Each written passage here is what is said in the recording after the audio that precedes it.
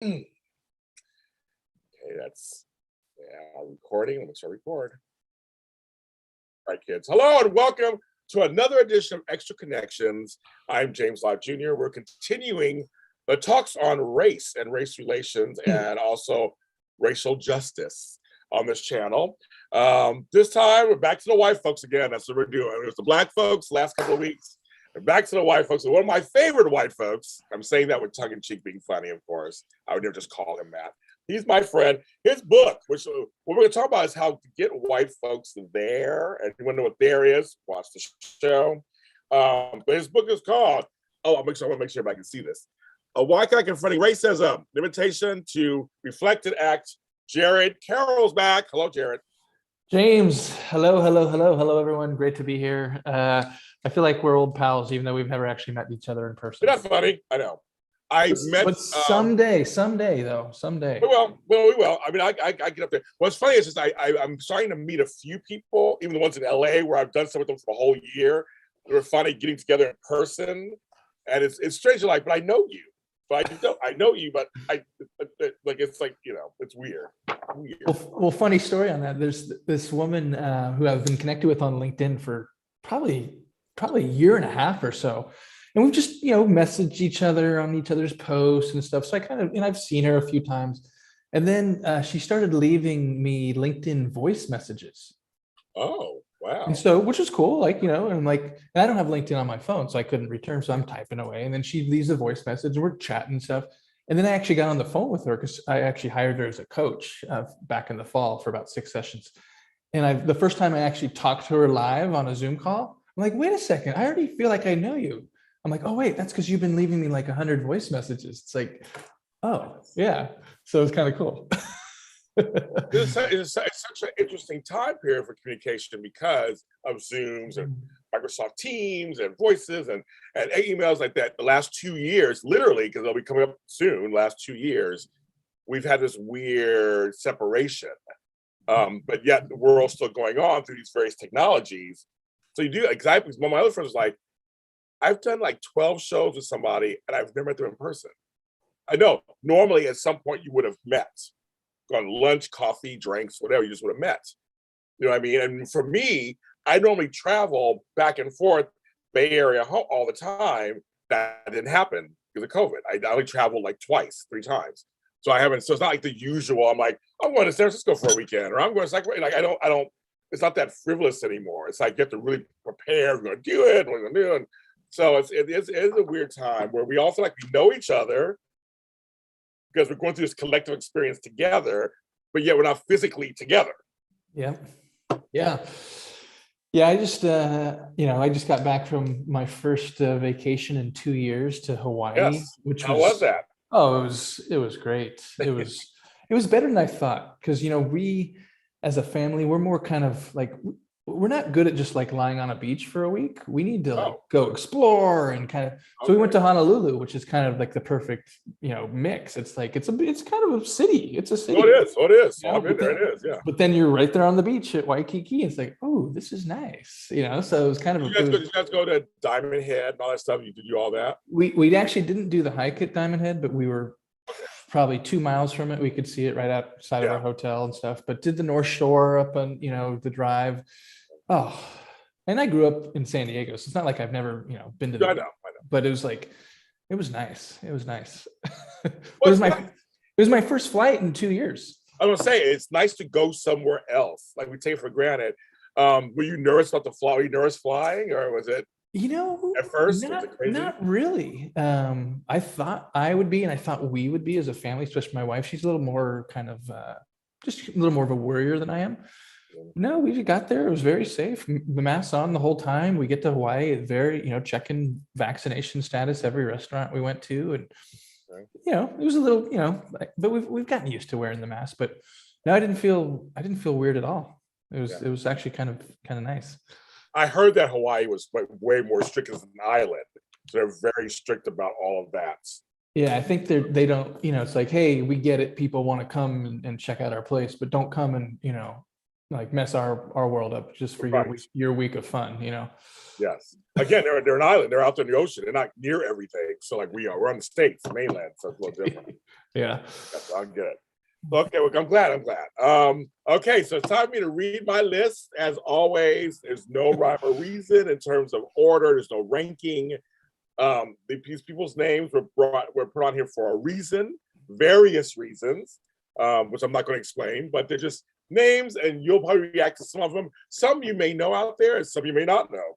That's fine, but they're all on this list for a reason. You ready, Jared? I think so. People love my list. They've been loving this. It's been fun.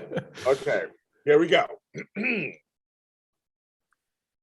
Third Base, Anthrax, the band, Limp Bizkit, Linkin Park, Tina Marie, Elvis Costello and the Attractions, NSYNC, New Kids on the Block, Marky Mark, Vanilla Ice, Different Strokes, the TV show, Webster, the TV show, Jim Carrey, Rick Rubin, Carol Channing, Maude, and All in the Family. Clive Davis, David Geffen, David Foster, Victor Newman of The Young and the Restless, and his portrayer, Eric Braeden. Bobby Caldwell, Boz Scaggs, Amy Winehouse, Adele, Sheena Easton, Samantha Fox, Taylor Dane, Kenny G, David Sanborn, Michael Bolton, Michael McDonald, the Doobie Brothers, Phil Collins. John B., JoJo, Simply Red, Level 42, UB40, The Haves and Have-Nots, Justin Timberlake, Janis Joplin, Color Me Bad, Robin Thicke, Joss Stone. Mark Ronson, Natasha Bedingfield, her brother Daniel Bedingfield, Gwen Stefani, Pink, Fergie, Nick Acosta, Channing Tatum, Britney Spears, Loving versus Virginia, President Joe Biden, President William Jefferson Clinton, the Kardashians, Robert De Niro, Al Pacino, Marlon Brando, Ellen Pompeo, Sandra Bullock, Charlize Theron, Prince Maximilian of Liechtenstein, Do the Right Thing, 12 Years a Slave, The Human Stain, Quentin Tarantino, John Travolta, Saturday Night Fever, Mickey Rooney, Amos and Andy, and Al Joseph. Joseph Fiennes, David Carradine, Fox when it first came out, UPN, WB, Lynn's sister on the TV show Girlfriends, Michael Rappaport, Chet Hanks, Kid Rock, House of Pain. Informer by Snow, Post Malone, Machine Gun Kelly, and the late Mac Miller. That's the list this time. Any opening thoughts just from hearing the list for you? You know, James, I couldn't even begin to. You know what's funny? So I started to write down Third Base. Yes. And then I'm like, wait a second, this list is going to be really long. And I just stopped. Yeah. I mean, so any names start popping out at you? You were like, I got to write that down. Any names are popping out at you? I mean, I noticed at the beginning, a lot of white folks kind of, shall we say, in Black spaces or in historically or traditional Black spaces. There were a lot of names, frankly, I didn't know, but names like, oh, wait, I know who that is, but what's the connection? I was trying to make connections. And I don't know if there were any between each name or, but. Your reaction makes me happy, though. Anyway, your reaction kind of makes me. Yeah. How do we go shout to Michael Bolton? Okay, Michael Bolton of all really people, all people. Just kidding. I'd love to have some like, whoa, the connection that James is making, but I don't. No. That's why I do these lists. These lists are just made to make you react, and you're fine. A couple of my guests were typing really fast on the computer, these little tabs, like, or either who's that, or I remember that person, like anyone or more. So yeah, I name things from white rappers, bands that adopted certain styles, to varying degrees. You wrote down Third Base, to varying degrees. Yes. I mean, perhaps it might lead us into a discussion about the difference between cultural appreciation and cultural appropriation. Perhaps. Yes. I don't know. It might be an angle, a direction to explore. Yes. And I do have a story that I think you and your Please audience tell me. yeah, I think we can go there. I'm always mindful of confidentiality, but I think it's worth sharing. No, as long as you're comfortable to tell it, maybe you can tell it. Oh yeah. No, I'm not going to name any like personal names. I don't think anyone who would know who I'm talking about is going to be listening right now. So I play in a reggae band. Yeah, that's right. So it's 5 white guys, which one could argue, I wouldn't support this argument. One could argue just that fact of 5 white guys playing in a reggae band is problematic. I don't think so, but we can explore that. So anyway, we've been kind of slow the last couple of years, obviously with COVID stuff, but we started to get some outdoor gigs last summer and fall, maybe half dozen. So it's like, ooh, this is fun. Like, remember when we used to play like 2 or 3 times a month? So anyway, fast forward to about a month ago, and it's like, hey guys, let's get some gigs in the spring and summer. So as of this recording, we have I think 12 gigs on the calendar. Wow! Like it's nice all the way through August, right? So like our first one is this Sunday.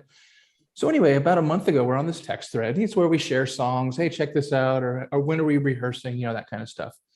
And one of the guys said, hey, we need to like kind of up our stage presence. Like, what do you want to do? I'm like, yeah. And I said, hey, we're 5. I'm the youngest. I'm 48. And, we're just 5 old guys. We're good, but we're not Kiss. We're not, we don't need uniforms. We don't, whatever. Right. But they're like, yeah, we need to be more lively and blah, blah, blah. And so I was just kind of like, let's let our music speak for us. Like, we do a good job. We play covers most of the songs people know, and then we take them in new directions. It's pretty almost like jam reggae in a way. Okay. So anyway, then one of the guys puts in the chat a picture of, you've probably seen these on Amazon or somewhere, right? Where it's a reggae colored kind of cap, like the black, green, and yellow, and red with the dreads. Yeah, I've seen them in costumes. Yeah, I've seen them. Yeah. And he said, oh, we should wear these. And I'm just going like, okay, like, am I going to get into this on a text thread? Like, it's like, how am I going to get into this? I would say it's you. It's you. Come on. So I just said, hey, I don't think that's something we want to do. Oh, come on. We're just trying to have fun. What, blah, blah, blah. I said, cultural, appropriation, anyone? Like, so I was trying to kind of just let them come into the conversation. Yeah. But they weren't. They were kind of going back and it was one guy kind of leading, and the other guy, kind of neutral to like, let's do something fun. And so finally, I said, all right, I got to get off my thumbs and onto the computer where my text is, where I can actually write, tomes. Yes. And I wrote about 4 paragraphs explaining why that's not okay, why that is disrespectful, why our fun. If assuming we all thought that was fun, not really fun to me, but let's just assume we all thought that was fun. Like, is our fun, worth more than the disrespect, the mocking, the, gosh, I can't. How many words can we use to say? Exactly. And so they said okay, and I just said not aggressively, but I said just to make it clear, if any of us decides to wear one of these on stage, I will not play with you all. And not like threatening or just kind of like, just so you know. And it was good. And then it led into some like, hey, thanks for the education. And it was a little tense. But then we had rehearsal the next 3 or 4 days later, and we talked about it, and kind of, I think they got it, because it hasn't come up since. And but anyway, that's a great example we're talking about tonight. You give us a great example to kick it off. Thank you. Yeah, and I hope people are noticing. I do this work. I've written this book, right? And it's still uncomfortable for me to do that. So it's not like, well, yeah, I'm just going to go up and kick my friends' asses and tell them how dumb they are. No, it's still awkward. It's still uncomfortable. There's still decisions to be made. So it's not that all goes away. It's that you do it anyway because let me put it in first person. I do it anyway because I know that it's the right thing to do. And I know that it's lack of education and awareness that's really at the root, not some sort of malicious, intent and so it's an opportunity for me to educate people who I care about, who I engage with regularly, who are in my sphere of influence. We talk about who can you impact. I can impact these guys who I play with, I'm going to be playing with for the next 9 months. Right, right. Like once a week rehearsal, and Right. a dozen gigs in the next 6 months. Right. So anyway, I hope people see like that example as an illustration of how we have to insert ourselves, especially as white people, into these conversations when we see stuff that's not okay. No, I'm very proud of you, first of all, but I think it's a great example of what we were talking about tonight, is getting white folks there, so to speak. And the thing is, it's like for me, reggae, I know that there's a lot of British culture and British influence in Jamaica. A lot of my friends who are from there have British first names. Their real names are like Randolph and this, and I mean, their real name. Like a lot of most of the Caribbean's like that. You go to Barbados, same thing. It's very English colony, that kind of thing. But anyway, but it's complicated down there. That's all. But whatever. The point is that when I see a white person playing reggae, long as they're good, I'm always like, and as long it goes. I call it the Beastie Boys rule. The Beastie Boys didn't try to be black. Exactly. They liked the music, and they played what they knew, and what they talked about was what they knew. The beats were they had the same producers as LL Cool J and all that, but the music the lyrics were different, and they had their own persona. It was still rap, and that's why I'll tell you, black folks will accept you if it sounds like it's fine, as long as you're not trying to, like you said, make a mockery, make fun of us. Try to act like you invented it, so to speak, kind of thing, and that kind of swagger. We don't want that. Just come in respecting it, and if it's good, we'll be like, sure, you're part of the family. Some of those that I mentioned in this list were very well respected in the Black community, and were very taken in. And Third Base was a really good rap group. Didn't make it as far as some of the others, but they didn't try to be black either. It was one of those things where they were trying to be themselves, but also enjoy the genre. So I think for you guys, yes, you don't need those stupid. I mean, I see them for Halloween all the time. I'm like, oh, it bothered to bug you so much. You don't need. So you're telling people, I know you're not doing this to be racist, so per se, you're not doing this to be this evil. Like, let's make fun of the black folks in Jamaica, but you're thinking it's cool and funny, and just don't know. Fun. Yeah. You just don't know that it isn't. Go ahead. Well, exactly, and it comes down to awareness and proximity. So, I live in Oakland, which is a very diverse, multicultural, black city, and even less so than it used to be. But even that, it's the most, well, actually, I don't know this for sure, but I believe it's not as black as it used to was. It's not as black as it used to be, but I believe it's still the blackest by percentage city in the Bay Area, at least. The Bay Area, possible. Even more than Richmond. Yeah, maybe? Actually, yeah. But point is, anyway, there's black folks. And most of the other guys live in the suburbs where there isn't a lot of black folks. There aren't a lot of black folks. Oakland Hill, all stuff, yeah. Right, and so, which is fine. I mean, I'm not saying like, I don't want to get into this like where you live and all this stuff, right. But what I am saying is that it comes down to lack of awareness. So if I don't have black friends and talk about this stuff and read and follow the news and the politics and follow black folks on social media who are talking about this and how it affects them, if I'm not kind of living that day to day, then my world is like, well, hey, it's fun, and why does it matter? And that's where the education piece. And so I can't catch them up to speed on one text thread, but I can kind of help them get there a little bit. One of the guys said, hey, we're 5 white guys playing reggae. Isn't that cultural appropriation? I think he was kind of joking, but I said, no, I mean, it's not, because we're doing it respectfully. We're doing our own thing. We're not trying to be anything other than we like the music and we're good at it. That's fine. Just kind of like what you said with the Beastie Boys. So I think the Beastie Boys is a good example. I said, so that's totally fine. I mean, there have been white folks, doing all kinds of things that are totally respectful. So it's not like, oh, no white people can play reggae. Like, no, that's not the message at all. It's just, hey, why would we consider wearing these reggae caps? Well, isn't it kind of, and hello, Tony JC, welcome, joining in. Is it also though kind of this, we grew up in a certain way where distinctions of race and culture were very prevalent in media. It was like if you were an Indian, dots or feathers, it was very much put on us in media. So aren't we kind of indoctrinating on some level that, well, this could be fun. We'll be an Indian. We should actually have the dots and feathers and things.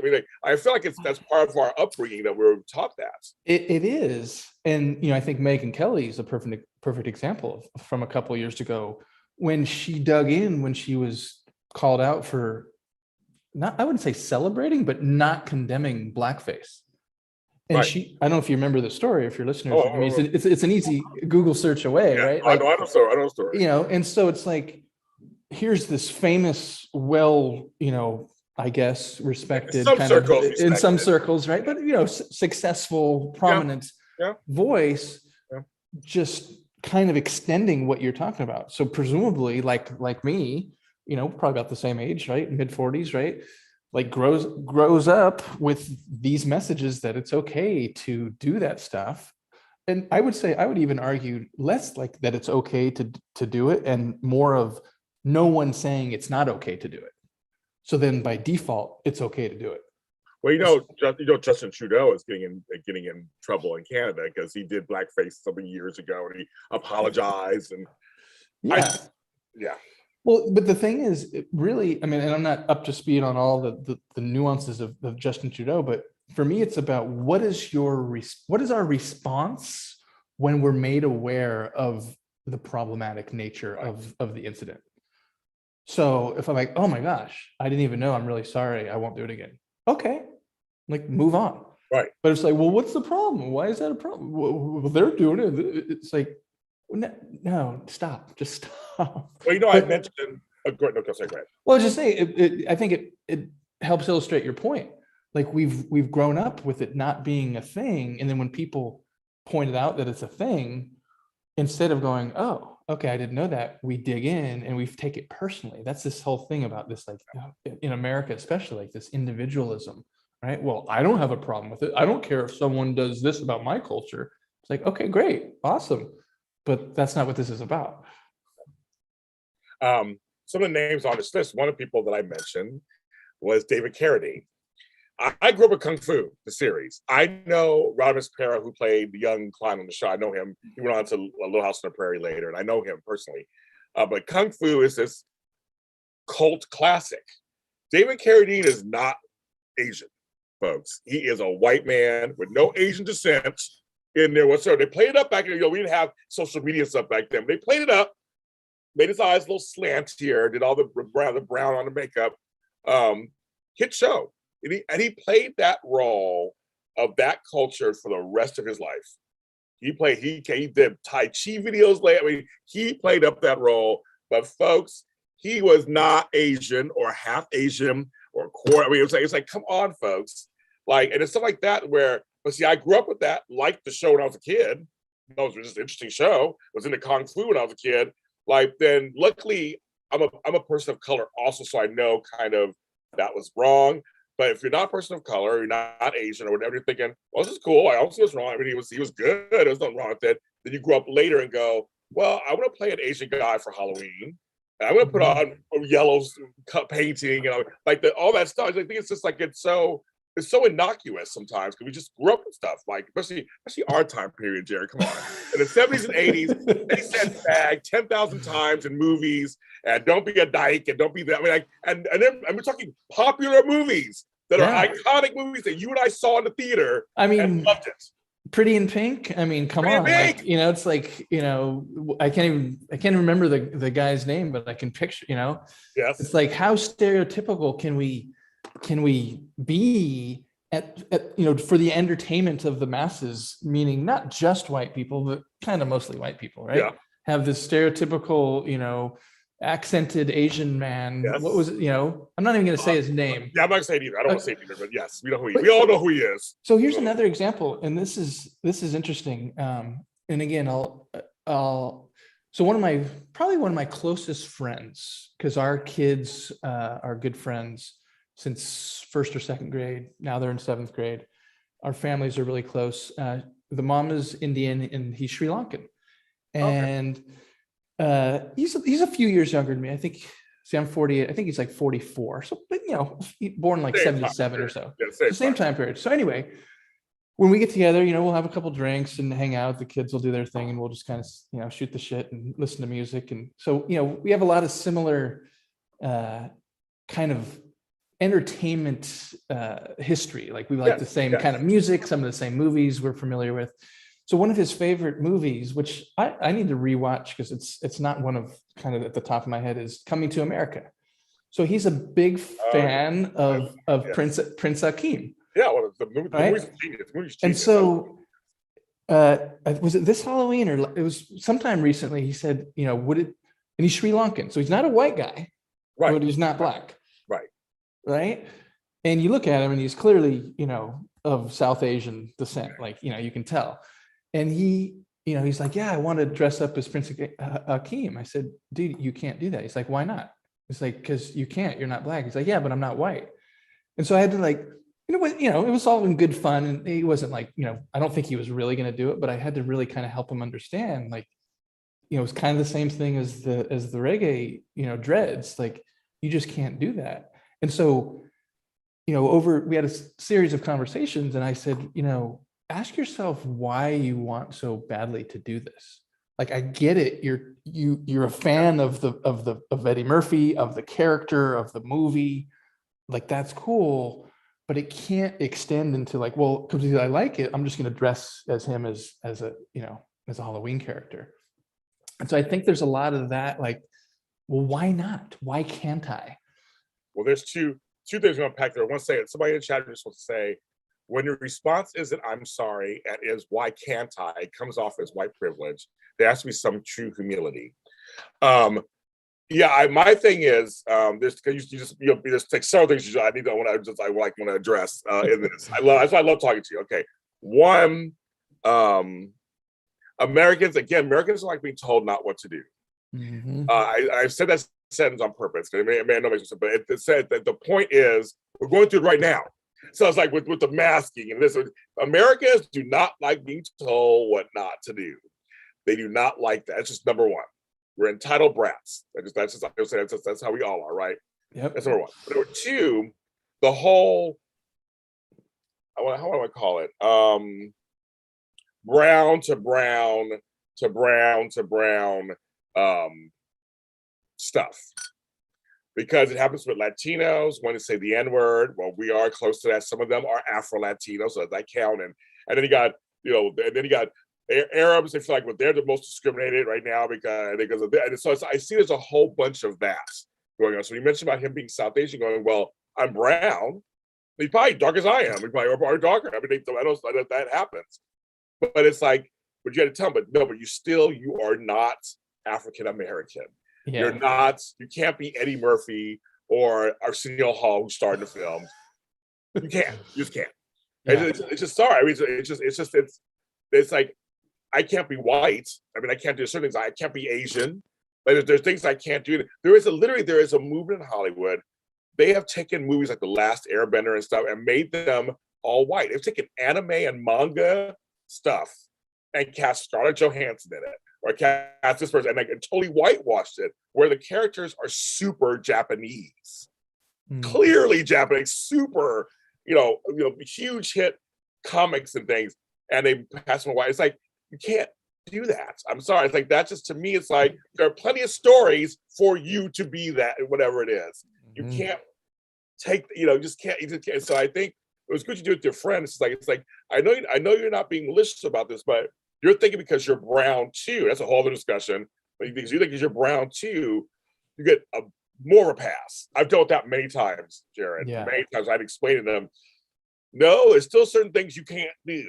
I'm like, well, Gosh, so many angles to Yeah, go I know. here. It was And that you I brought mean, it up. So it's many different things. It's many different things to go from there. well, this is something that I know way more than I do. Like, there's racism, which a brown, a South Asian, a Hispanic, a Middle Eastern person can experience, and then there's anti-blackness, right?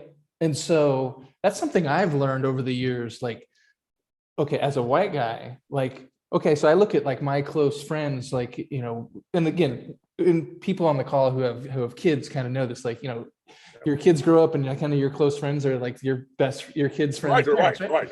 Right. So if I look at like my little circle of kind of like who all our kids kind of hang out with, right? There are about 5 families. There are 2, including us, 2 white families, 2 brown families. So the family I was mentioning, then another family who's they're Filipino and Mexican, Hispanic. I believe she's I think it's Mexican. So they're brown, right?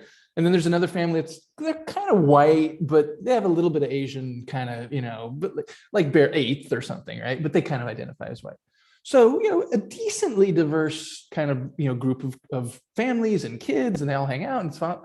But, very strikingly, no Black folks in this little circle. Right. So, I mean, and I'm comfortable with that because, we have other Black friends. It's not like, oh, we need to find a Black person to come into our, hey, you come in and be the token Black person. Yeah, that's even worse. Yeah, that's even right? worse. Yes. And so it's funny because, we'll get together and we'll play like, whatever. Yeah. Any kind of competition, ping pong or something, like it's like, oh, the brown guys versus the white guys. And haha, it's funny. Right. And so they'll play. I mean, it's all in good humor, right? They'll play the kind of like the race card jokingly. Right.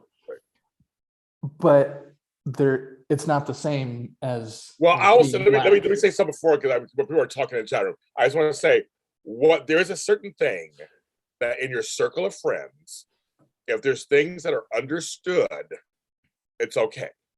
Yeah. But just usually in that circle of friends or just that friendship here, I have friends. I'm telling you, I say things because people are talking. I just want to make sure I get this right. What you're saying, what he's saying is that there's some things that are spoken of that are for fun purposes that they actually can do. Like I have things. I'm Afro-Latino. I speak Spanish all of a sudden. We do things like that on purpose. Mm-hmm. Or I'll say, we say CP time. You're a little late today. But we know that it's within our group, and if there's people who are of different races in our group, it's agreed upon that we can do this. And to me, that's okay. I have no problem with that whatsoever. To me, that's kind of. Well, I'll say, you're my soul sister, and like you may be a white person. It's okay for me to say that, identify that, but they still know there's boundaries they won't press. Yep. I'll make sure, because you're saying I want people to get upset. Go, what is he talking about? But it's like I get that. I'm saying we're all people. We're all friends. We like to laugh, have a good time. Yeah. Some things are for fun. I'm saying there's some things, but if it's understood and no one's offended in the group, once one gets offended in the group, then you stop it. Between me and then you stop it. Well, there's that, and then I think your larger point is just because it's okay in the group doesn't necessarily make it okay outside of the group. In fact, in most cases, it probably isn't okay, or at least isn't by default okay. It might be okay with some exploration and some discussion and some future or some, deeper kind of, friendship. But yeah. And again, it's like the whole thing, there's this idea, which I know you know of, and probably some of your listeners, like this idea of white adjacency, right? So my friend, no one would ever mistake him as white. I mean, you look at him, he's, right. They mistake him as Indian, even though he's Sri Lankan, but they don't mistake him as white. So that's not like a thing like, oh, but they also don't mistake him as Black, right, or as African-American, right? And so there is that privilege, is it white privilege or is it white adjacency privilege? Is it not Black privilege? I don't know. We can explore that, but there is that. And, the good news, at least for me, and I think if white people can get to this place where we can, just like you and I are kind of talking about it, yeah, of course, I've written a book, you have the show, like we're talking about it, we have this kind of platform, but even just in our social circles, if white people can get to the point where we can just talk about this without charge, then we can start to, have these conversations with our friends, with our family, with our neighbors, with, whoever's in our kind of our regular circles. Here's the thing, Jared, though. I want to say something. So I could have saw this book and went, what the fuck? What is he writing? Who this white guy think he is? I could have been totally closed. I mean, seriously, I could have been totally like, this is all a bunch of bullshit. What I don't know who you think he is. And I could have totally closed off. I mean, like, I'm not listening to this white man. I don't know what the F he's talking about. I could have been.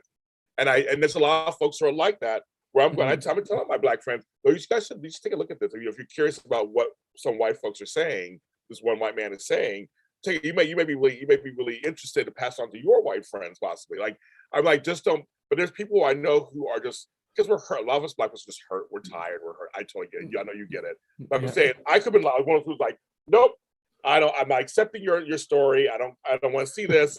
Your skin color, bye. And to me, that's just a big disservice of someone gaslighting me and going, James, I don't want to hear you talk about being black. So it's like you're trying to share your experience in this book as a white man coming to terms with racism and racial injustice, racial inequality. And me going, I'm a black man trying to tell everybody how racial, I mean, it's almost like it would be almost a disservice if I didn't. Yeah, I mean, you've read the book, and we've gotten to know each other. So, I mean, can I share how we came to know each other? Please go right. Yeah. So when I wrote the book, my publisher, she introduced me to this woman who has this podcast tour thing. And it's this whole process. So I pay her the money, and then she's basically like my podcast booking agent, kind of, right? So there's this huge Trello board, and literally there are hundreds, maybe even thousands of and I'm looking through them, and it's like, oh yeah, that one sounds good. Oh no, and it's not really me. And then she does all the outreach. So she reached out to you, and I don't remember exactly what it said, but you're like, hey, sounds interesting, but I've got a reputation to hold. I need to read his book before I'm just going to have this white guy come on my show talking about it.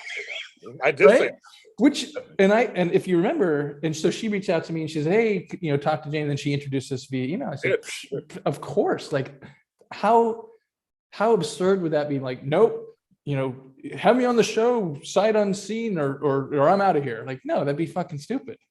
Sorry, I don't know if we can swear. I think a cuss here and there comes out. Yes, everyone's watching. Right, and so. Yeah. So then, hey, give me your address. Boom, I send you a book. Yeah. And then this is a big part of it too. This is a meta story as well. Like, of course I want to be on the show, and I want to get, kind of get my voice out there and the book out there, and I want to, blah, blah, blah, but I'm not attached to that. So if I send you the book, which is fine. I mean, what's it cost me, $3 to send you the book down in the mail, right? So I send you the book, and let's say you read it, you're like, this guy does not know what the hell he's talking about. And you say, hey, dude, sorry, not okay. Like, I have to be open to that. And so it's not even about like, oh, I'm so confident that he'll like it. And it's like, no, I mean, I am confident, and I think it's worth something. I send it to you, it's up to you. And you came back and said, hey, I love this. Let's do it. And so here we are. And so I think there's that for white folks, especially, well, really anyone, but for white folks, not just, I know not a lot of white folks have written a book about racism, but whatever the context or the the relationship is, like, not being attached to some sort of outcome, or like, what do they say? Like, my racial resume. Well, I have black friends, and it's like, no, just stop, right? Just be, and people will come to you. They'll read it. If they resonate, then you're going to have the conversations, and you're going to make the impact that you want to make. I read every book that folks that and it's very rare in this business. I do read every book that I get, because I want to make sure I put my name behind it. I worked very hard for 13 years being in this business. So I was like, that's what I did. I was just straight up like, okay, this is about race. And it's a white dude. I gotta let him know that this black man is gonna read it first, cover to cover, before I agree to nothing, anything. And I did say he's right. I said just like that, and I did read. I liked it. So obviously I got dog ear. I'm using this book as a guidebook. But no, so that's how we met, and then we hit it off, and it's like our third show together, so it's fine.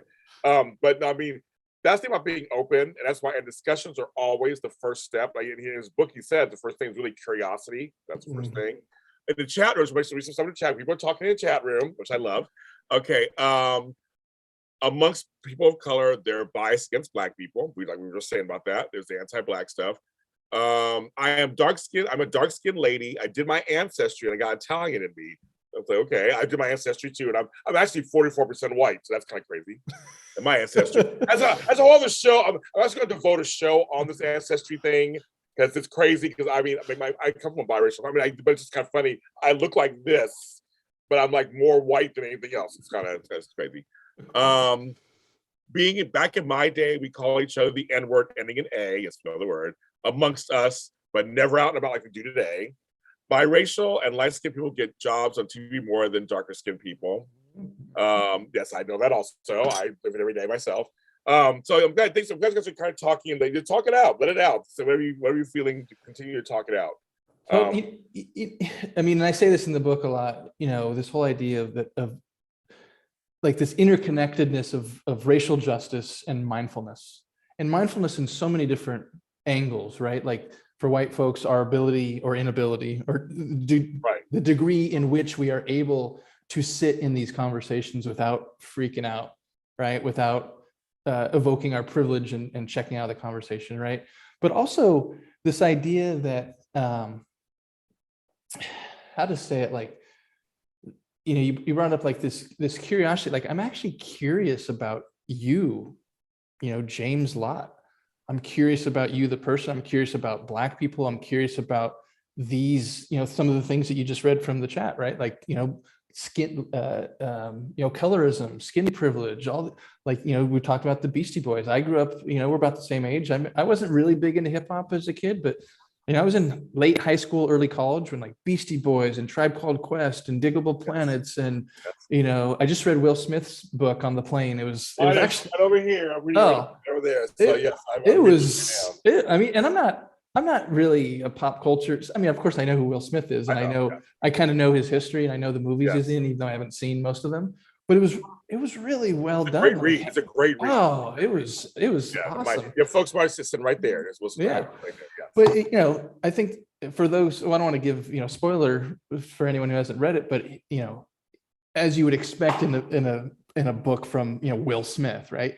He comes to some awareness towards the end of the book around like, what does it really mean to be Will Smith and be the most successful, famous movie star of all time? That whole thing. It's really this mindfulness that's like rooted in this equanimity. So I've been reading, I read a lot of Thich Nhat Hanh. I don't know if you're. I know you.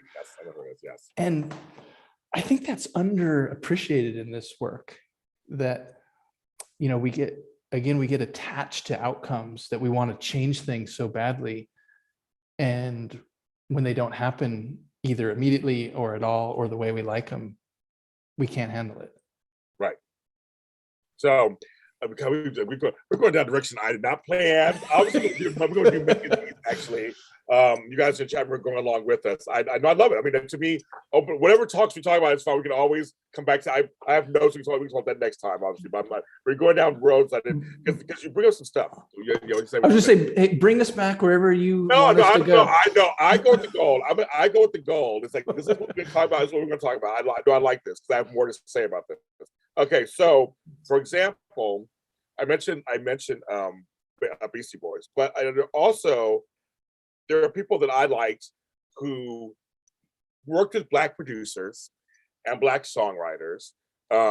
People like Samantha Fox. I mentioned in the very 80s. Sheeta Easton worked with Prince. Taylor Dayne sounded Black. You know what that means, right? We know what that means. People like Kenny G, very well respected in the Black community. With this actually, even William Jefferson Clinton, Bill Clinton, was called the first Black president. That was the joke amongst Black people. And that was because he went on Arsenio Hall and showed his swagger. And I think it's one of those things where Black folks, and he seemed authentic in a fun way. He was like a fun, like you want to hang out with him kind of guy. And he seemed to like Black people. It's just one of those kind of just like he liked us. And that's what it is. I think a lot of these people who work with Black producers and the Black producers endorse them and say, no, these are good, these are fine folks. They appreciate the music. Last time on our show, you and I talked about George Michael, who so soulful, Hall & Oates. They appreciate the music. They were on Black radio, which is always crazy. It was Black radio. They're like, it's just that we have to really kind of look at it. I always look at it as, if Black folks say it's okay, then it's fine. I feel like that's kind of my rule of thumb. It's like, if you come honest and correct, as we say, then we'll bring you in. And I think, like I said, And then when it's turned on us, this is a whole other story, but just kind of like a side note, when I said Fox when it first came out, Fox literally went after Black people as an audience. When it first came out. Really? Like, that was like early 80s, was it? Yes, When it came out, I think, yeah. Yeah, they were the different network. They were becoming they weren't the big three. We're the ones who have Married with Children. They were doing stuff that just like, remember, Yeah. The Simpsons. I mean, all that stuff that all came from Tracy Ullman show and all these, they were going. And then when they started turning on us a little bit, then the WB came out and UPN came out. And that's where all the Black programming came. I was saying that, but Black folks at first, they catered to us, and we're like, okay, you seem like you want us, so we'll come to you. And that's kind of what it is. Like, as long as you seem authentic, if you on stage, Jared, or you and your band are on stage playing faithful covers of big reggae songs, or taking reggae songs you don't know that much about, and really kind of turning them on their ear and kind of giving them kind of a little flavor, we'll take it, we'll accept it. We're Black folks are. I don't want people to think that Black folks are just like harsh on everybody. And we're just judging you all the time. It's like, no, we just want you to not be anti-Black. Yeah. We just want you not to be racist. That's all we want. I want to get that point out that we don't mind what you do if it's not just like racist. Yeah. So many good points, James. I know, it's crazy. I love it. Well, and the other thing that I think is really important for white folks. So I love what you said, like, Black folks will accept us as long as we're not, it's like we're not being racist, we're not being ignorant, we're not being dismissive, right? All these things, right? The other thing that I've found is that, and I think this is really important for white people who are kind of genuinely committed to getting better, to doing better, to being more aware, to elevating their consciousness, to evolving their consciousness, right? Is that it's not about universal approval from anyone. It's about enough of awareness. And it's not like there's a finish line, like, oh, I've read this many books or I've watched this, but it's like this ongoing awareness where you get to a point where, like, and this happens to me, like I value you and your approval, not like, oh, James likes me, a Black man likes me, it validates me, but still, like, so I feel confident enough that what I do, what I say, how I show up, what I've written, how I speak, all the things that I'm in integrity and I'm in relationship and I'm in respect. Now, even with all that, there are people of color, Black people and other people of color, who don't like me. Who don't agree with me, who actually are aggressively kind of trying to knock me down. And so does that hurt? Yeah, but not because, oh my gosh, a Black person like doesn't like me. It's not that. It's like, wait, you don't know me. Let's talk. And so, and sometimes you can go some places and you can kind of get to some understanding. And other times they're like, you know what, dude, I don't got time for you. Okay. So my point is, while what you're saying is absolutely true, I think white people need to understand that we're going to have, even though we're doing this with integrity and with commitment, we're going to have individual people in various contexts who are going to come at us, and that's just the way it is, and that shouldn't define our integrity or derail our efforts. Yeah, that's very true. I think, well, like I said, like we said earlier, this is not an easy conversation. It's not easy. And if everything was easy, then we'd all be billionaires and rich, and living in our shoes all the time. But nothing's easy. I mean, that's the kind of thing. It's like growth isn't easy. Rebirth isn't easy. That's why I call it birth. Birthing isn't easy. As for white folks and for other non-Black folks of color, or Black folks who are racist against Asians and Latinos are racist against Black people, like we all have to kind of recalibrate our thinking to be a little more open to just kind of like, don't just believe the stereotypes that you were raised with and take them as gospel. I mean, like I said, I'm going back to the thing of where how you grow up and what you see every day, all the time, becomes your world and becomes your thought process, unless you get curious. You say in the book, unless you get curious and go. Well, there's a piece in here, and if we can find it, I'll be happy to read it. You talk about curiosity. Yes. And for me, so we've talked about this, and maybe if people have heard me, once or twice on your show, they're familiar with a little bit of my backstory. But I grew up in a very white environment with very little exposure to people of color in any regard, let alone Black people. And so, as I got older, I was the privileged white dude. I was the partier. I was the athlete. It wasn't out of malice. It was out of indifference. Right. But when I was 17, so I was always into music. So as a kid, I, listened to Casey Kasem, Top 40. Then I got into like, New Wave, 91X, K-Rock, all this stuff. Right?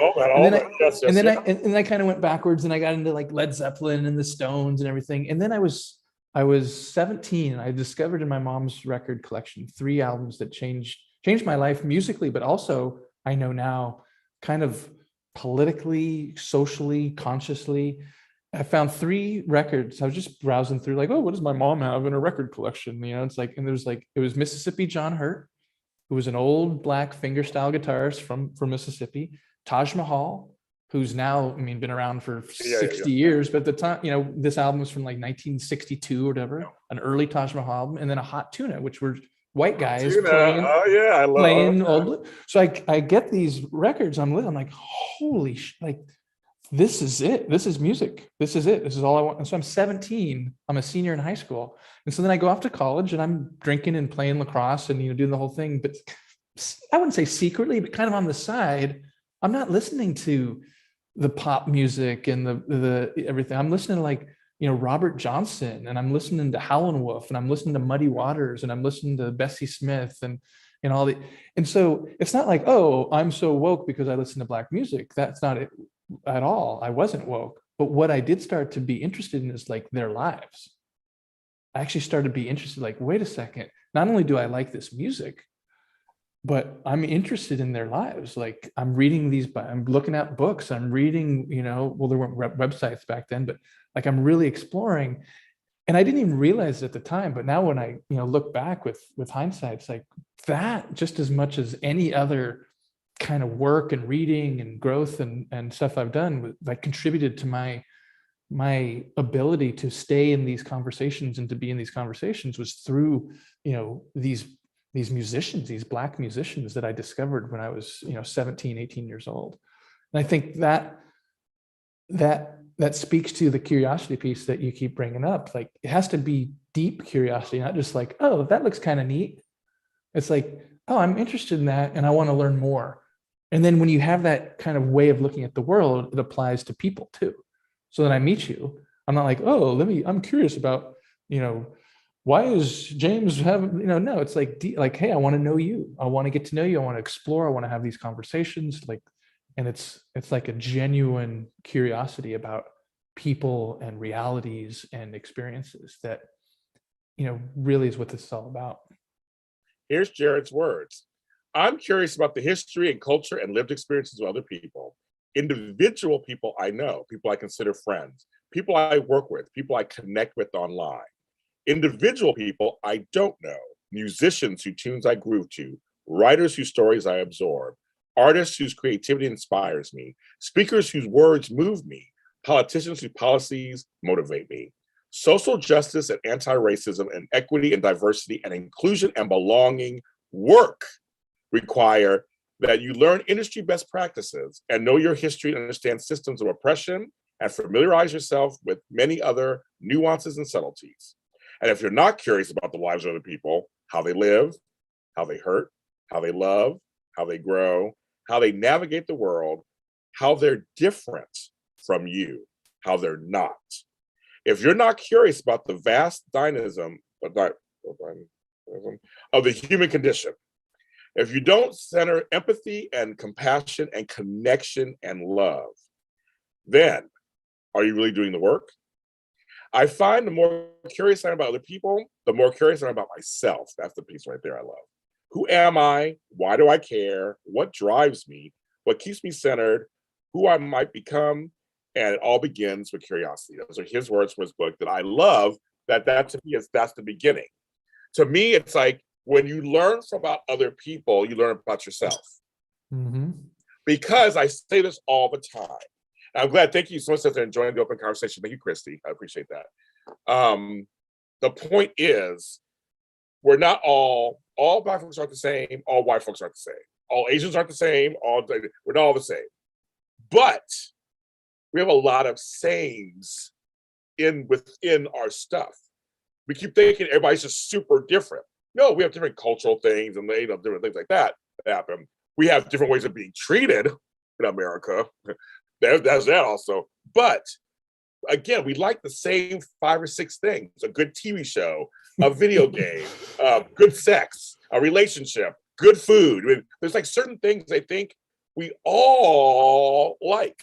A good song that has a good groove to it. We all want that. Like there's some sameness that we have that I think gets lost because what Jared and I want you to see is the differences, but also we want you to see how we can come together so we're not so different.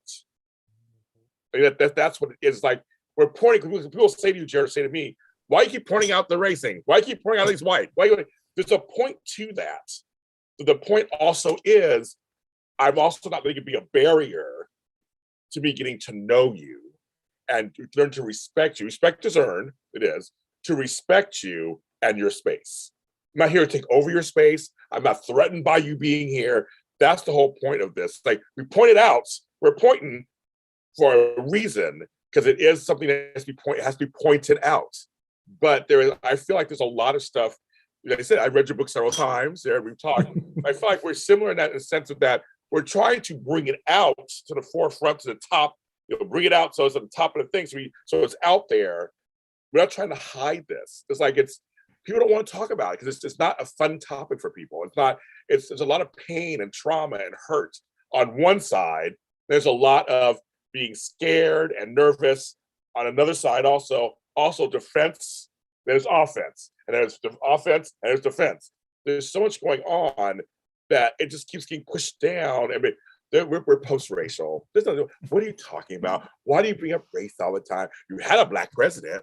They say all these things to you, and you're like, but that's not the point. It's like in your life, you folks at home, not yours, but I know you're already doing it, but in your life at home, are you curious enough to actually be open to hearing other people's stories and go, you know what, I get it.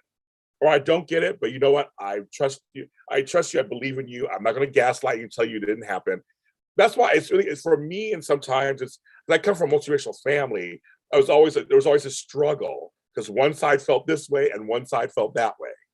Mm-hmm. And somehow I just try to get it wrong with everybody. I mean, I'm saying, and it's this whole thing of like, well, James, don't date white people because they won't understand you. But I mean, told us like, well, white people are your family, and so they should just love who you love because love is love, right? It's like this weird, it's this weird. So I was always curious, I was always curious, and so I was like, so if I met somebody, no matter who they were, I was curious about them. So that would lead to discussions of sometimes of race or size or age or they think I'm dumb, come from the South. There's all kind of things that come up with people that we go through. The way I have friends who are from the South, they think they're dumb. They speak a certain way, they speak slower, or they speak with a certain joint, and they go, "This is a dumbass." They're not dumb. It's like why do we have that stereotype? Not everybody on the coast are the smartest people on earth. I mean, it's like they come from everywhere. So there's a lot of things, Jared. There's a lot of things that come up for people. But if you're curious and open, that's the point of this discussion tonight. Also, is that's what I wanted to kind of get across. James, I could just sit and listen. I know. It's I know. It's like you do it to me, I'm doing it to you. I know. It's crazy. No, I love it. I mean, thank you for reading that piece, and there are other pieces throughout that really focus on the idea of curiosity, and where really kind of hit home for me. And in the book, the very opening story after Madison's foreword is my friend and I in Bend, Oregon. If you've never been to Bend, Oregon, I have. It's about 126% white or so. Yes, exactly. Yeah. Exactly. Yeah. Yeah, something like that. I stood out when I was there. Trust me. So anyway, that's my friend and I there, and people can read the book if they want to kind of get all the details of the story. But that person in that story was my best friend for 35 years. So we met when we were 10, hit it off, the whole thing, right? So when the early drafts of the book, he was in the story a lot more, in the book a lot more. And my wife, my editor, the publisher, everyone read it, is like, yeah, I get it, but you're making it too much about him. Oh, okay. I get This that. Okay. this isn't like this isn't your opportunity to like, shame him in public and stuff. I'm like, yeah, you're right. So we decided like keep the opening story in, because it's a good entry point into your work, and but get all the other shit out of there. So that was good. But the reason I bring that up is I think this might have made its way into the book somewhere, but just not by kind of naming him. We were talking, God, this is probably at least 10 years ago. We haven't talked for almost 4 years now, which is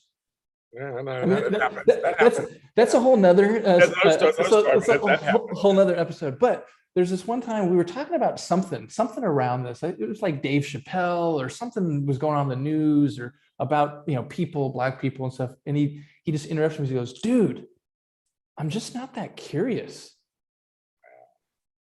And he said it with such it was almost like compassion. Like, dude, you don't understand me. I'm just not curious. Like, if you would just get that about me, like we could move on. And it was this weird thing that I know now, 10 plus years later, it's like, that's why we're not friends anymore. Because you're not curious. It's yes, it's about you being racist, and yes, it's about you doing this and saying that and all the things, but at the heart of it, you're not curious. So when I bring these things up that I am not only curious about, but interested in, they're personal to me, they're part of my work. Yes, all that is problematic, but at the heart of it is you're not curious enough to stay in these conversations. And so you see me being curious as a fault, and therefore like we can't go, there's nowhere to go. There's nowhere to go in any individual conversation. And then as it proved to be, there's nowhere to go in our friendship. So it's over. But you know how honest that is, though? That's so honest of him. It is. To say that. I mean, I'm saying that, I mean, it's a shame too for your friendship. But I'm like, that's very honest, though, that there are a lot of folks who feel the same way. It is. I mean, I have to give it to him. He literally is just like, I don't give two shit. I'm just not involved. And it's like, that's real, though. That is really, really, really real. But here's the bigger thing too that I want people to take away. Like, so yes, if we make it about his and my relationship, it was honest. It proved to be the clash. We broke up, so to speak. We're not friends anymore. Right. Okay, and again, a whole nother episode we can explore that whole thing. But I think the bigger thing to think about is, and he's just an illustration of, as you said, so many people. What do people do with that incuriosity? They perpetuate systemic racism. They perpetuate white supremacy. They perpetuate discrimination. They perpetuate prejudice, right? So it's not just a case of like, yeah, well, he was honest, and now you're not friends anymore, and okay, at least you can go kind of with integrity. Like, yes, and take him times what, 100 million, 200 million, and there you go. There is something. Okay, so 1 second. There is something else I wanted to in here. I have 10,000 things in here. That one. Okay. This is his words also. We're almost done, folks. We're gonna be on it for 10 hours. We could, but we're not gonna be on for 10 hours. But I mean, it's went in a direction I didn't plan, which I like. This is why. As a cisgendered straight white male doing anti-racism, social justice and equity work, absorbing criticism, skepticism, and cynicism is high on my list of skills. After all, who is this cis person to talk about transgender issues? If I were trans, I'd have doubts about myself. Who is this straight person to be a vocal advocate for gay and lesbian rights? What the hell do I know what it means to be gay? And who is this white dude to be carrying on about the Black experience? The guy who is as white as snow. Actually, I've seen whiter than you, trust me. And here's another man coming to save all women from marginalization. All these and more, as he's right, are valid perspectives. I would be a fool to dismiss them, and I would lose my effectiveness. I put myself out there. I show up, I listen, I speak, and write and persuade and argue and try to influence. Now, because I put myself out there are times when I make mistakes, when I miss nuances and subtleties, when I misrepresent facts. When I'm, when I'm I have my glasses on. That's another thing that has no race issue, just old eyes here. When I'm misinterpreted and misperceived, and when I'm flat out wrong, my intentions aren't always in line with the impact of my words, thoughts, and actions. This is okay, as long as I'm humble enough to listen, learn, and commit to improving. The alternative is silence, and then I'd be complicit. I wanted to read that because that's the alternative. What you and I were talking about all night basically is not being silent, and examples of saying shit to people and speaking out here tonight to talk about. Now, thank God, you guys are sweet. You guys are sweet, but I mean, I can be on it for 10 hours talking about this. I love race. He ain't going nowhere. I'm not going nowhere. God willing, I'm not going nowhere. Well, we'll talk more about it. I'm glad you guys are. They're enjoying the conversation. Thank you guys. I really appreciate that. But anyway, that part also I liked from you. That it's like saying, I'm not perfect, but I'm here to learn. And to me, again, you're being authentic. You're being authentic. So as a person who is of several of those others, I'm part of several of those communities. I can take and go, he's being earnest at least. And if he does say something that, like, I'm not sure about, I probably can say something to him and he will listen.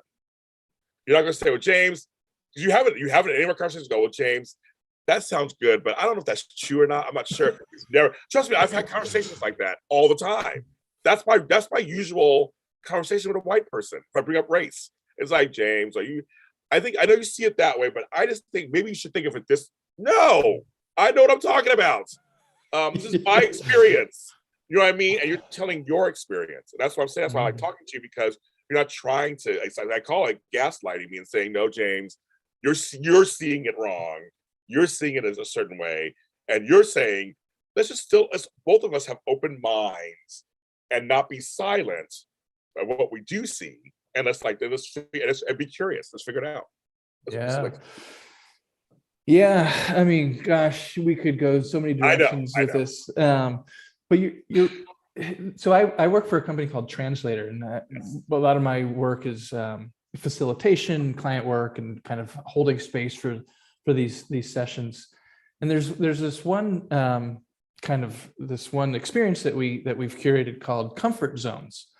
And it's a whole software thing. I won't get into all the boring details of it, but basically we get down to this idea of comfort, right? And discomfort, and what makes us uncomfortable. What dimensions of diversity make us uncomfortable? Is it race? Is it gender? Is it age? Is it disability? Is it mental health? Is it age? Right? There are all these different things that we don't really think about until we're asked to think about it.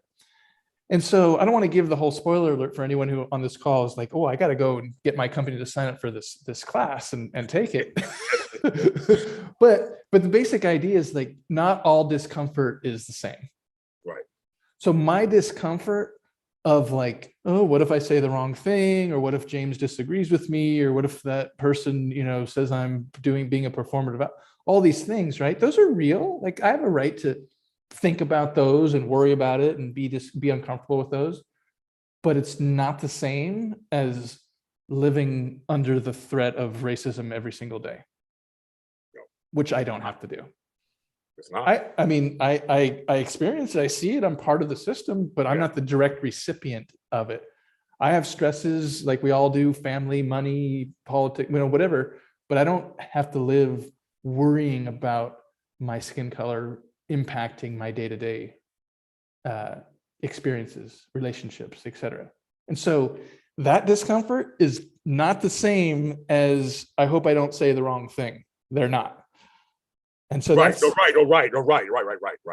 And so that's where that piece that you read, and thank you for reading it, kind of came from. Like, I think a lot of white folks, especially, well, I don't know, I should just probably, stay quiet. No. There's a question in here.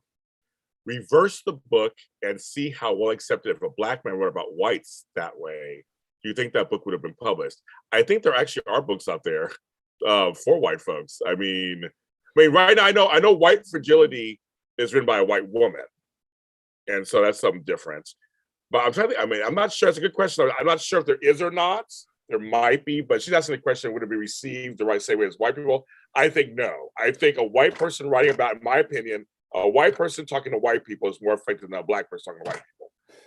Yeah, I mean, that's largely why I wrote it. Yeah. Is I know just from talking to so many people of all racial backgrounds, but especially working with I've had business partners who are black and all their colleagues and co-facilitators. And I mean, you just see the different ways that we're received in different contexts. And, is there a universal truth? Like this is true for here and this is true for him and this is true for him? No, but there are different ways. And so one of the things, why I wrote this book with this title, which is, I don't know, I don't think it's provocative, but I guess, people could say it is like, hey, white people, here's a white person, speaking up on this with conviction, with confidence, with integrity, with awareness, and listen to me because I know you're not going to listen to everyone else. Well, there's a series I just finished watching called "Everything's Going to Be All White." It's it's good too. It's a great title. It's a great title. It just came out. It's on Showtime. If you have Showtime, you can get it. Maybe get on. If you have Sling TV, maybe get it too. It's called "Everything's Going to Be All White," and it's like 4 episodes, and it's a great documentary. They talk to all kinds of people about media, politics, everything about how it's very white leaning and how it just always has been. And so things you and I talked about tonight, how it's just matter of fact. And so people go with what's matter of fact. We just, again, we're being indoctrinated. I mean, it's like there's certain things that that's all of us. I mean, I've reacted to certain things, wait a minute, why did I react to that way? Like, oh, I was raised just like you guys are. Because I keep telling you, our generations are different than the ones now. There's much more access, much more truth telling that's happening now than in the 70s and in the 80s and even part of the 90s. I mean, like, I used to watch wrestling. It was, if you look at it, you couldn't do what you did in the 80s and 90s in wrestling today. It would be considered so offensive. People would be up in arms with the costumes, but it was wrestling. It was wrestling. It was just like some crazy whatever it was. But there was a lot of cultural stuff in those things. But that's the point. When we were younger, we had less choice, and white folks were running things back then, and it's what they thought they saw, and it's how they saw us. I was watching, and it was just one thing they were talking about. It's really funny to veer off too much. It was really funny. There's a famous Vogue cover, and I remember it, with LeBron James and a white model. And they kept saying it looked just like King Kong and Fay Ray. The way they had him positioned, the way he was holding her, the way she's kind of like, it was this whole thing. And I saw, when he said I saw it immediately. O.J. Simpson, no matter what you think about him, if you think he did it or not, that's all the story, that's all the show. But they darkened his skin color to cover of Time magazine to make him look more menacing. I know some of you guys in here were talking about being darker skinned. That darker skin is bad, lighter skin's good. That's a, there's a movie that's happened recently called Passing. If anybody's not seen that, it's really good. Half my family went through it, so I know how it is. And I mentioned Loving versus Virginia. That was just my lifetime ago when you could not be married if you were different races. It wasn't 200 years ago. It wasn't, we're talking my lifetime. It happened the year I was born. This is crazy. I mean, what I'm saying? This is like, this is stuff that we didn't have choice back then when I was younger. Those Warner Brothers cartoons, also, it's all been racist and homophobic and transphobic. I thought it was funny as a kid. Daffy Duck and Bill and Elmer Fudd, Yosemite Sam. I can't watch that shit anymore. I tried watching it recently. I was like, oh my God. I mean, I was like covering my eyes. Well, all these pop culture and entertainment and all these things that you bring up, at the beginning of our conversation this evening, we were talking about, why, like we were talking about blackface and Meg Kelly, and like why my friends, couldn't just go, oh yeah, wearing, white dudes wearing black dread caps in a reggae band, probably not a good idea. Like why are people hanging on to these things? It's because of, it was, I'm very interested to see the show. Everything is going to be all white. Like that's what it is. You'll like it. And so here we are, I don't know how long it's been, a good 10, 15, 20 years now, where people are starting to, like, me, like other people were starting, and we can't undo hundreds of years of racism in like one, 90-minute YouTube conversation, right? So, right. So we can't. So people are, we get attached to these childhood memories, these icons, these things like, oh, what's wrong with Elmer Fudd? Oh, what's wrong with it's like, well, exactly. A lot actually. And yes. The fact that we're talking about it is uncomfortable to you, and you're defending it, but why? And so I think, people say like, oh, do conversations actually move the needle? Like, heck yeah, they do. Like we start having these conversations, people start to be thinking differently. Generations, younger generations come up, then in 10, 15, 20, 30, 40, 50 years, we have new opinions, we have new norms, we have new understandings of what's okay, et cetera. So this is all part of the work. I agree. And I want to say, yes, wrestling is phony, as you put it. It's predetermined, we call it now. But I quickly say though, representation still matters, and trauma and hurt from that can still trigger somebody. And it's the same people. You have folks who will say the same thing about, why is it not the Washington Redskins anymore? There's a whole thing. That's another story too. Let's get to another time. But that's very much, I know you're being funny, Leopardess, but I'm just saying that but still, it can really trigger folks who are Indian or indigenous, we call them indigenous now, or Black folks or Arab, and they see this image that, yes, we know it's all being predetermined as bad guys, good guys, but when all you see, the villain is Arab. That's all you see. I remember Margaret Cho, it was just so funny. She was like, I had an Asian family show, All American Girl, in 1994. Another Asian show didn't come till a few years ago, fresh off the boat. Halle Berry was the last Black person to win, and only Black person to win, Best Actress in the Oscars. My friend James Reynolds is one of 4 men of color who have won Best Actor for a Daytime Emmy in the 60-year history of the medium. And no Black women have ever won Best Actress in a Daytime Emmy. These are things we got, and then let alone any Asian or Pacific Islander or anything else. So that's what we have to talk about this.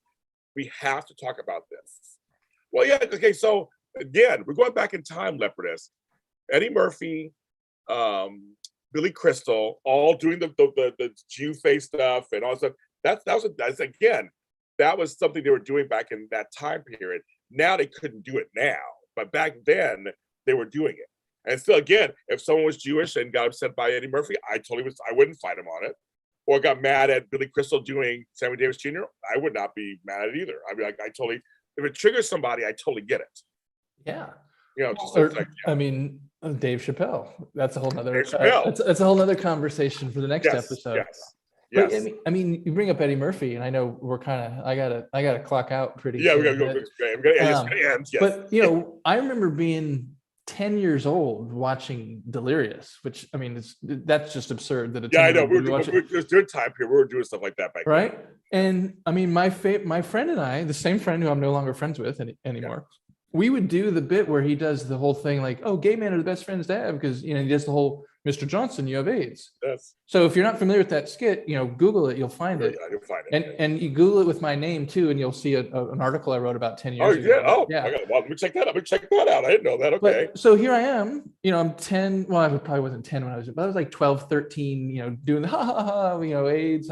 And then the year later, my dad tells me he's gay. That's right. 15 years later, he dies of AIDS. Yes. So it's like, wow. Sometimes we can, I mean, how would we ever, you can't predict the future, but like when we're not aware of the harm we're causing.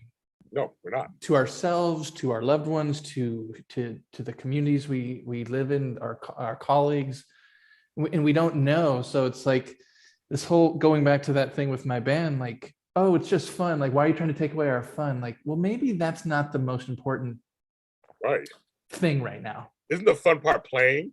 To me, it's like, isn't playing the music the fun part? That's what I'm thinking. Yeah. Being on stage, that's the fun part. But anyway, well, White Guy Confronting Racism. That's homeboy right there. Jerry Karol, he's doing it. He's inviting you folks to read. Come on, let's do this. Let's again reflect and act on this. The conversation will continue. I'm going to book another time with them when we get off the air. Black Talk continues this Friday. It's the ladies again, 8 p.m. Pacific Standard Time. We're talking relationships, Black women and white men, Black men and white women. We're going to get into it. It's going to be a very interesting conversation, and I'm going to let these ladies talk. I want them to tell us how they feel about these situations, and that's here. Extra Connections, Black Talk at 8 p.m. this Friday Pacific Standard Time. It'll be a good time. Jerry Karol's book, you can get it anywhere, right? We get books. Yep. You can go to whiteguyconfrontingracism.com. There are all kinds of links to Black-owned bookstores, or you can just go to Amazon, search it, and you can find it there. Yeah, pretty much anywhere online you can find it. Very good. And I'm James Lott Jr. You can follow me where all James Lott Juniors are at James Lott Jr. on social media platforms. This is JLJ Media, my online network. I'm one of the few Black men who has his own online network. So support me, subscribe, be kind, rewind, whatever, do it all. And continue the conversations. If you are watching this and or listening to this later, feel free to give us your thoughts. I want to hear them, and maybe I'll read some out loud next time. I'll read some of your thoughts on this on loud. But everybody in the chat room, thank you so much for the conversations in here, and thank you for saying it's a great show. Thank you. I mean, we love doing this, and Zero and I, we're friends. We're brothers of another mothers or something. Something's going on there. We're here, but we'll be back again. So we'll see you next time.